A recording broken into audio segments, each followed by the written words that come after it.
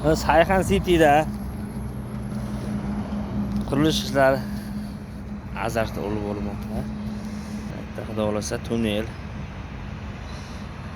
M37 yo'li betonga. Tunnel orqali o'tirilar ekan. Ertayda proyekt bo'yicha liniya Sayxan City ya da asfalt zavod.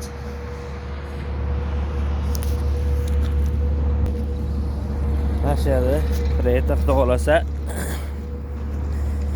2025 da oxiriga topshirish planda bor. Chizmasini ham tashib boraman. Ya'ni kursdaman.